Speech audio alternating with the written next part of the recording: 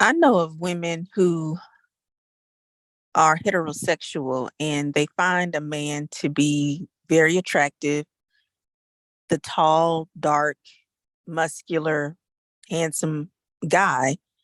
And unbeknown to her, this man is actually gay. And she may flirt with the guy. Maybe one of her besties gets the word out and he finds out that she is interested in him and he doesn't take any action. And so she may be a bit more flirtatious and try to get his attention in some form of fashion. And finally, she says something like, "Do you have a girlfriend?" And he says no, but he doesn't seem to be taking interest in her, and he doesn't seem to try to proceed in a conversation. Therefore, she may get a bit annoyed. And she finds out that this man is gay. How she finds out, who knows? And in this scenario, she doesn't hear from him directly that he's gay, but she heard it through the grapevine. And she immediately assumes that this man is on the down low. However, that's not necessarily the truth. There's a huge difference between a person being on the down low and a person being openly gay. The title of this video is "Down Low is a Choice, but being gay is not a choice." My name is Giselle Wallace, life coach and author. And I'm going to give you some insight on the differences between what a down low person actually is and what an actual gay person is. They are completely different. So regarding the scenario with the lady who was interested in the man who did not take an interest in her, she did assume that he's on the down low simply because he's masculine, he's attractive, and she was attracted to him. But he did not show any interest in her, which made her go about to find out more about this guy. And she found out that he is gay. Well, the reason why he is not considered a person on the down low is because a down low person has certain prerequisites. One of those prerequisites is he or she is a person who does not identify as gay or lesbian or homosexual. And they also know that they are gay or lesbian or homosexual, but they are in denial about it, and they will not tell anyone that they are gay or lesbian or same-sex attracted. Same-sex attracted is anyone who is non-heterosexual, and they are physically, sexually attracted to the same sex. A person on the down low, another prerequisite is they usually stay single because they have a difficult time maintaining long-term relationships with the opposite sex. And the reason why is because they are not really interested in the opposite sex. They are only with the opposite sex for public display. And they want to make sure that their same-sex attractions are on the low, the down low. And another prerequisite is down low people may also tend to get married pretty quickly. They rush into relationships a lot because, and these are relationships that are with the opposite sex. So they are heterosexual relationships. And it is another way for them to stay undercover. If they are in a heterosexual relationship, then they are in the mindset that they will not be easily detected as a same-sex attracted person. The scenario with the man who was not interested in the woman, well, it turns out it is true, he is actually gay. But the reason why he is not considered on the down low is because he is not in a relationship with a woman. He's not married to someone of the opposite sex, nor is he dating anyone of the opposite sex. He is actually in a relationship with another man. Now you might say, well, all he needed to do was just tell the girl that he was already dating someone or he was in a relationship with a man, or just say that he was gay. Well, he doesn't necessarily have to say those things. He's not obligated to say those things because he did not make a commitment to her. He did not express any romantic or sexual interest in her. Because honestly, gay people don't go around announcing that they're gay. They really don't feel the need to. They don't feel that they should be forced to tell everyone that they are gay or lesbian, because we live in a heteronormative society. And in some cases, it can put us in very harsh situations when we tell people that we are gay or lesbian, because not everybody is mature enough to handle the information, and not everybody is willing to keep your information that you share with them private. And it's not because people who identify as gay or lesbian or homosexual or same-sex attracted that they're ashamed of who they are. They are just aware of their surroundings, and they are interested in protecting themselves and being a responsible person. I know for me personally, I am always aware of my surroundings. I believe I'm more observant than the average person because of my experience of growing up in a very religious and homophobic upbringing. I had to interact with heterosexual people all of the time who were not very kind or accepting of gay and lesbian people. So I had to adapt to my environment. And it's not that I live in fear or shame as a lesbian woman because I identify as a Black lesbian woman.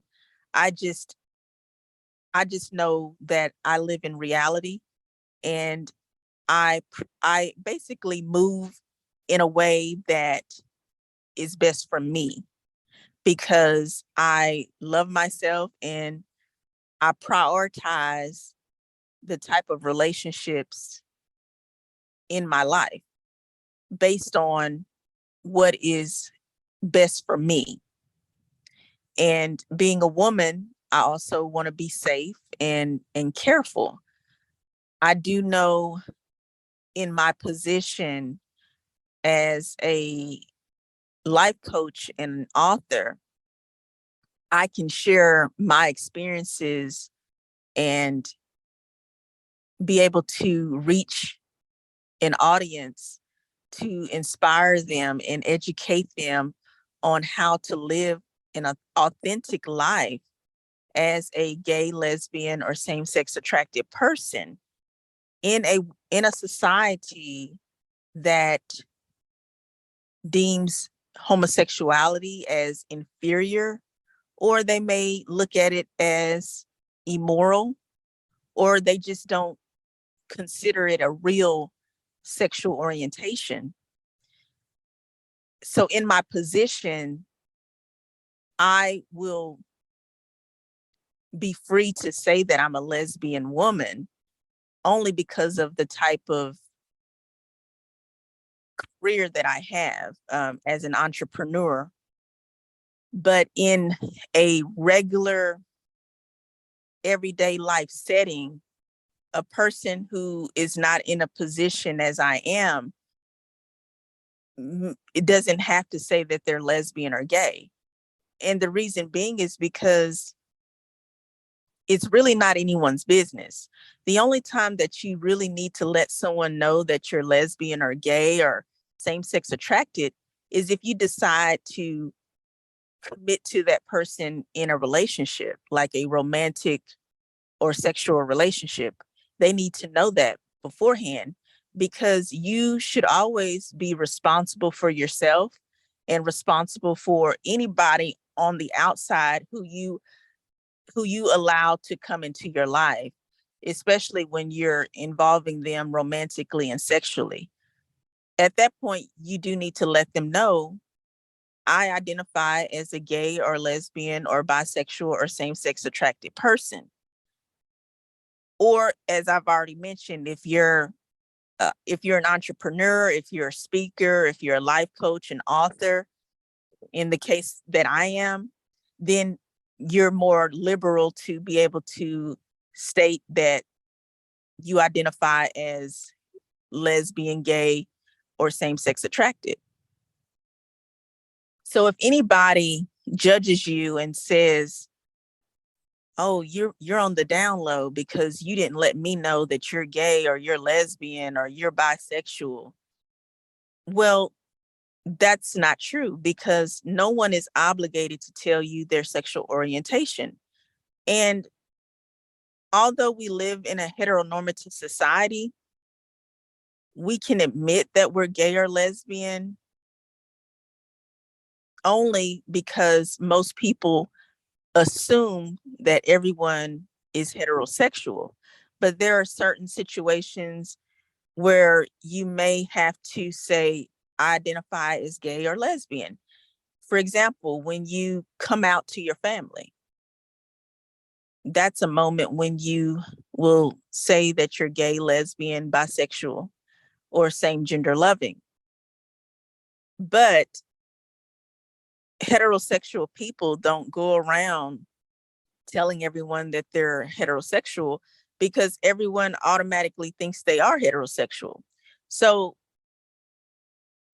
naturally, a person who is not heterosexual and they're in a situation where a person automatically assumes they're heterosexual, then at that point, it's up to that person's discretion whether or not they want to say that they're gay or lesbian or same-sex attracted. Now, in a situation where a person is openly gay and they let you know that they're gay up front, they should be respected and not criticized or humiliated, because unfortunately, there are people who will tell you up front that they are gay or lesbian, and they get judged for it, and they get outcasted and things of that nature, which is very hypocritical of people to do. And the reason why is because they'll judge a person who actually literally lives on the down low, a person who hides their same-sex attractions, and they're involved in relationships, heterosexual relationships, but yet they deny, and they won't admit that they are involved with the same sex in sexual relationships. They keep that secret, and they compare a down low person to a gay person, or they put them on the same level when that is absolutely wrong. Because a person who is openly gay is being upfront with you. They're being transparent, and they are being confident. That expresses confidence to be able to admit who you are in a world of people who think the worst of you. And so you cannot place them on the same level as a person who is on the down low, because a person on the down low is being deceptive, and they're choosing to be deceptive. When you are gay or lesbian or same-sex attracted, that's not choosing to be that way. You are gay, lesbian, bisexual, or same-sex attracted. It is your sexual orientation. It is not a choice. It is innate. Everyone has a sexual orientation. Heterosexual people don't ever say, I chose to be heterosexual. So why say that gay and lesbian or same-sex attracted people choose their sexual orientation? That doesn't add up. Your sexual orientation is innate. It's what you encompass. It's not anything that you make up. It's not anything that you decide. It's a part of who you are. And so when you are gay, lesbian, bisexual, or same-sex attracted, and you're open about how you identify, that is a very honest, upfront, very self-accepting person. But a person who is on the down low, they cannot choose their same-sex attractions or interests, but they can choose to deceive you. They can choose to be unfaithful to you. They can choose to lie to you.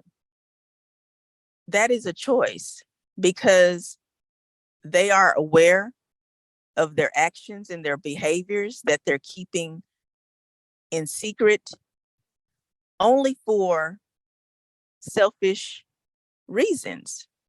And the reason why it's selfish to be on the down low is because they want to involve other people in their indiscretions.